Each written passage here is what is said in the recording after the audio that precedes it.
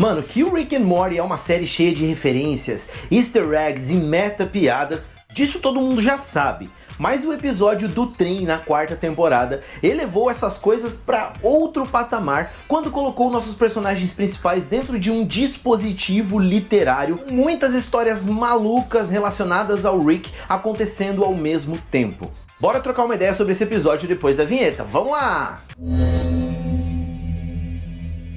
Fala galera, aqui é o Josh, tudo bom com vocês? Mano, esse episódio do trem da quarta temporada é um dos mais ambiciosos se você for parar pra pensar em questão de narrativas e experimentos de estruturas de histórias já feitos na série. E é todo baseado no famoso guia estrutural de montagem de histórias e narrativas criado pelo Dan Harmon. Vamos se aprofundar e trocar uma ideia sobre isso já já, agora eu quero te fazer um convite. Caiu de paraquedas ou é novo aqui no canal ou ainda não é inscrito? Seja muito bem-vindo. Quero te convidar a se inscrever aqui agora, deixar o likezão maroto aí pra dar uma força pro canal. E se você quiser receber as notificações de todos os vídeos e teorias que eu trago aqui pra vocês, é só ativar o sininho, fechou? Se inscreve aí.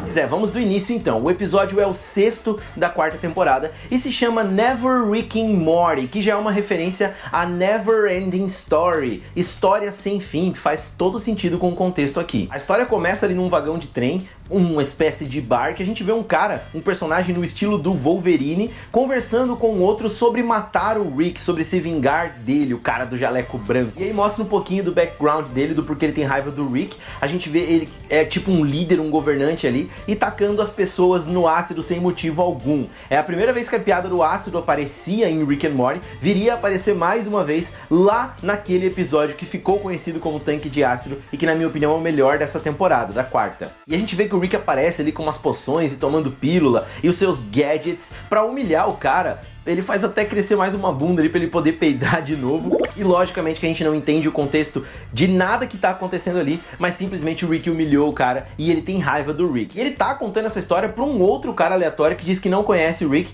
e acaba indo pro próximo vagão. E nesse próximo vagão ele encontra seres ali falando sobre como o Rick salvou o Natal deles. E essa estrutura toda do trem faz referência ao Expresso da Manhã, que é aquele filme pós-apocalíptico em que toda a sociedade tá dentro de um trem, né, vivendo em sociedade ali, e o cara resolve sair ali daquele vagão e vai para um próximo vagão onde ele encontra uma mulher que também tá tão perdida quanto ele.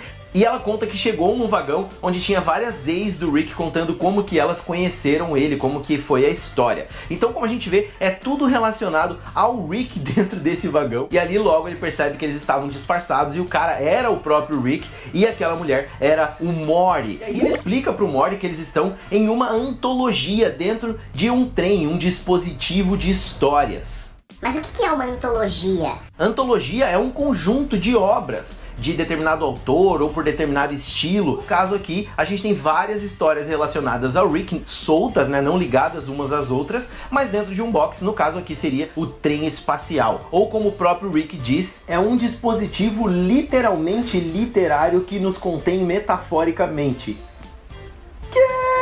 Pois é, mano, coisa de maluco e que a gente só vai realmente entender lá pro final do episódio. Outro dia teve um cara que falou que eu tava usando muito a palavra literalmente nos vídeos. Enfim, de repente entra na sala o cara dos bilhetes, ou em inglês The Ticket Guy, e cobra deles para entregarem os seus bilhetes, as suas passagens. E quando o Morty confronta ele, ele acaba ali rasgando a roupa e mostrando que ele tem um tanquinho, né? E o Morty usa um termo em inglês que é... Aliás, na dublagem ficou perfeito e que lá nos Estados Unidos acabou ficando em primeiro lugar em buscas no Google.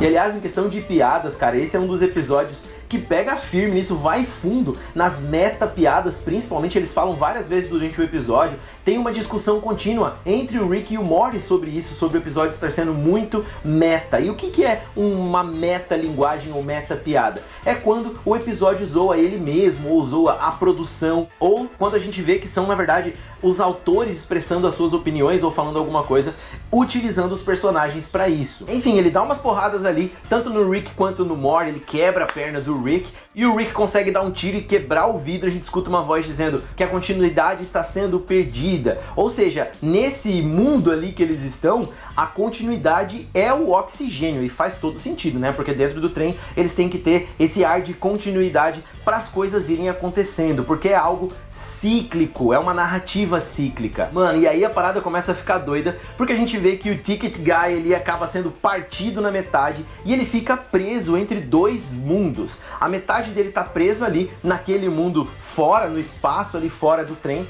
e a outra metade ele acorda lá no Blips and Cheats. Sim, aquele fliperama que o Rick foi na segunda temporada com o Morty, e ele tava jogando um jogo com aquele lá que o Morty jogou, que era o Roy, mas como vocês podem ver aqui, o nome do jogo é Tickets Please, que transporta a mente de quem tá jogando para aquele outro mundo lá para jogar, mais ou menos como um VR. Depois até tem uma cena de dois aliens fumando a mesma parada que o Rick e o Pessoa Pássaro estavam fumando quando eles se conheceram, que a gente vê lá depois na quinta temporada. É muito louco como esse episódio traz referências de coisas que já aconteceram nas 4 temporadas e também de coisas que viriam a acontecer ainda no futuro. Enfim, essa parte dos aliens ali é muito legal porque eles estão assistindo na TV, que tá rolando aquilo lá no Blips and Cheats, mas depois a gente vê que eles na verdade estavam dentro de um universo que fica dentro do cara do Blips and Cheats.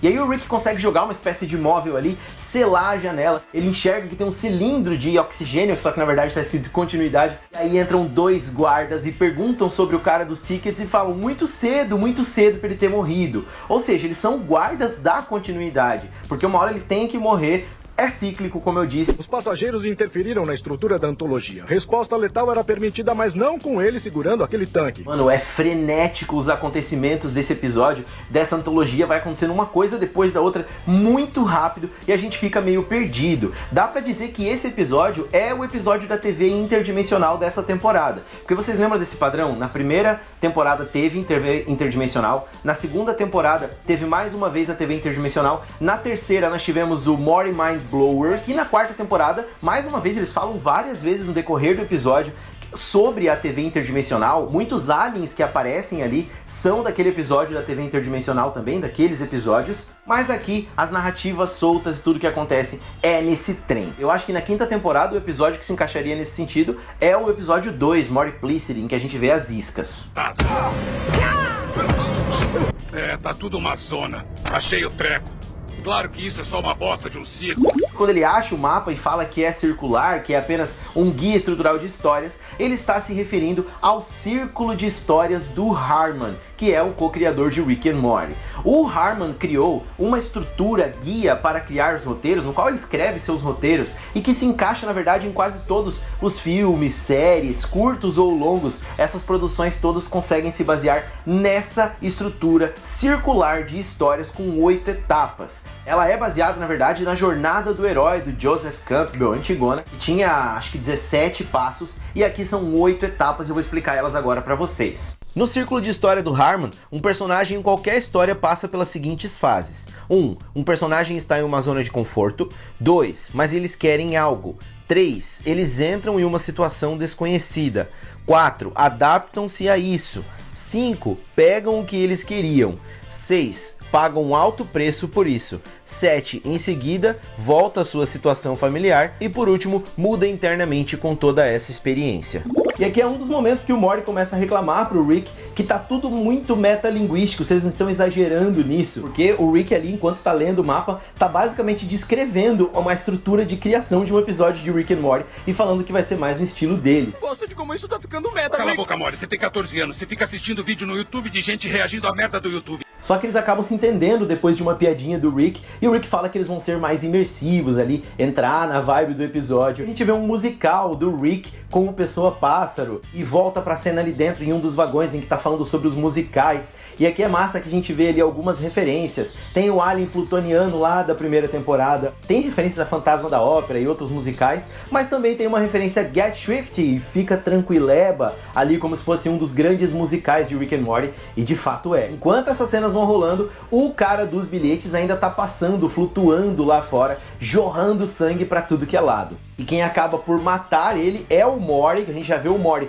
e o Rick lá fora do trem, lá em cima, porque eles estão tentando chegar até o motor. Enquanto eles estão caminhando por cima do trem, eles chegam até o vagão final e vê que tem um selo ali que ele chama de selo temático. Então ele pede pro Morty criar uma história para eles conseguirem romper este selo. E é nessa hora que o Rick menciona o teste de Bechdel. Essa forma foi criada por uma cartunista muito famosa chamada Alison Bechdel. E como o Rick diz ali, uma obra, uma história só passa nesse teste quando ela tem em algum momento duas mulheres, dois personagens do sexo feminino, conversando sobre algo não relacionado a um homem.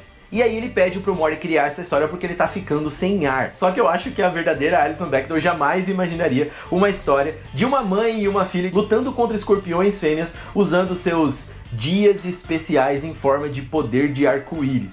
Bom trabalho, Morty.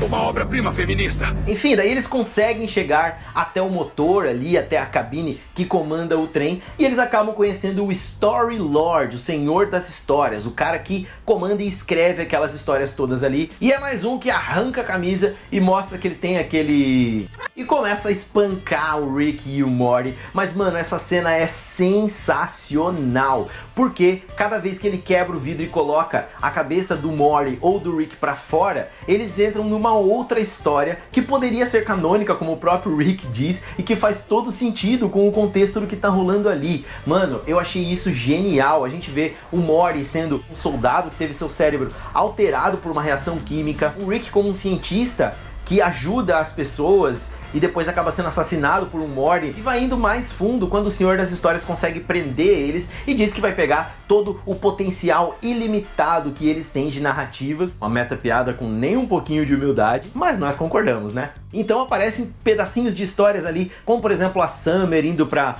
faculdade e ele zoando com o fato dos personagens terem sempre a mesma idade. Uma batalha épica em que aparece o Pessoa-Pássaro, a Temi, o Snowball, até o Rudolph Lincolner aparece. Antes de conseguir pegar o máximo de energia para colocar na sua antologia, ele revela o verdadeiro motivo de tudo isso pro Rick e o Morty, que é atravessar a quinta parede ou a quinta barreira. Mas o que seria isso? Bom, a quarta parede eles já quebram muitas vezes no decorrer da série, que é aquele momento em que o personagem sabe que tá no programa, ou ele conversa com a gente. Então a quarta barreira seria essa tela entre o mundo deles e o nosso, e a quinta barreira seria relacionada aos autores ou aos atores que estão fazendo determinado personagem, e falando de outros personagens ou outras obras que eles já fizeram correlacionando com eles aqui. Como no Deadpool, por exemplo, em que tem zoeiras do Deadpool com o Ryan Reynolds, que é o ator que interpreta ele. Então é isso que seria o objetivo do Story Lord aqui, relacionado com outros trabalhos do Dan Harmon e do Justin Roiland, pessoalmente. Muito doido, né? E aí, é claro, como foi o teor de boa parte da quarta temporada, dando recados para os fãs que ficam pedindo e esperando coisas canônicas, coisas específicas de outros personagens, revisitas a personagens marcantes, o Senhor das Histórias resolve mostrar pro Rick e o Morty o final deles, que é aquela coisa que os fãs esperavam até então, né? Antes a gente ter aquelas revelações da quinta temporada. Então mostra ali o que parece ser uma versão pós-apocalíptica da Cidadela, com o Rick e o Morty sendo encurralados pelo Evil Morty, com um exército de Ricks. Temos ali Gazorpas Zorpianos, vários Mr. Mystics e até uma figura do Sr. Bunda Cagada numa versão maléfica, todos caçando o Rick e o Morty. Só que, mano, aí vem uma das sequências mais inesperadas para nós que estamos assistindo e até mesmo pro Senhor das Histórias, tanto que é isso que acaba quebrando essa estrutura narrativa do episódio. O Rick acaba agindo de uma maneira completamente contrária àquilo que ele faria e fala pro Morty que o único que pode salvar eles é Jesus Cristo. Então ele se ajoelha e começa a orar, literalmente, com o Morty. E aparecem personagens ali, vegetais relacionados à Bíblia, que é uma animação de sucesso nos anos 80 nos Estados Unidos. E ele fala pro Senhor das Histórias que essa foi a maior história já contada. Tá se referindo à Bíblia, né? Como sempre, em todos os roteiros escritos pelo Jeff Loveness, o bagulho passou do limite. E é assim que a gente gosta. E quando o Story Lord nega que essa seja a melhor história já contada, Jesus aparece e ali tira também a roupa e mostra o tanquinho deles, que é mais definido de todos ali, tanto que todo aquele exército do mal se ajoelha pra ele. E o Rick e o Morty conseguem fugir, deixando o Senhor das Histórias preso naquela dimensão narrativa ali que ele tinha aberto. E aí eles voltam com o Morty reclamando que eles não deviam provocar de graça colocando temas religiosos, e o Rick fala pra ele, cara, nós somos literalmente salvos por Jesus Cristo. E aí quando eles chegam lá pra tentar fugir do trem, eles descobrem que na verdade eles estão presos num trem de brinquedo, comprado por um Morty lá na cidadela de presente pro Rick. E mano, o Rick fica muito feliz de ter ganho isso de presente. Ele começa a falar pro Morty sobre consumismo, sobre capitalismo, e que o objetivo da vida é comprar, comprar, comprar, consumir. E pra acabar, a gente tem uma das melhores cenas extras já feitas em Rick and Morty, em que a gente vê um comercial de TV lá da cidadela fazendo uma propaganda sobre o Story Train. E a bizarrice do Morty perguntando, eles estão vivos? E o narrador falando, sim, mas não de um jeito que importa. They have no soul.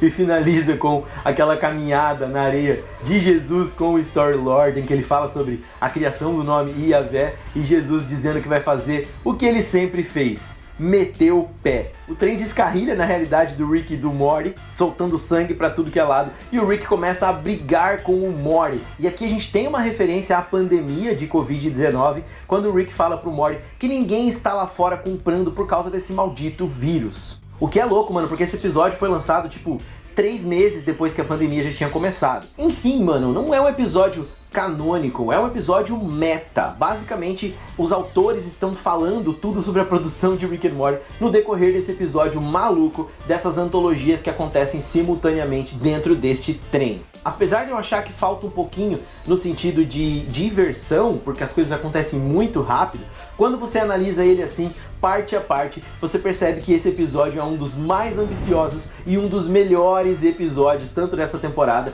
quanto da história de Rick and Morty. Mas agora, é claro, eu quero saber a sua opinião. O que você achou desse episódio? Você gosta desses episódios que são mais soltos, assim, mais doidos, como o episódio das iscas, da TV interdimensional? Conta pra mim qual que é o seu favorito aqui nos comentários. Bora trocar uma ideia, debater e falar sobre a nossa série favorita, fechou? Muito obrigado pra você que ficou aqui comigo até agora. Um salve pra todos aí que tem mandado mensagem, tem comentado e participado. Tamo junto, um forte abraço e até o próximo vídeo. Tchau, tchau. Cê sabe que eu gosto quando chega perto, diz que quer show.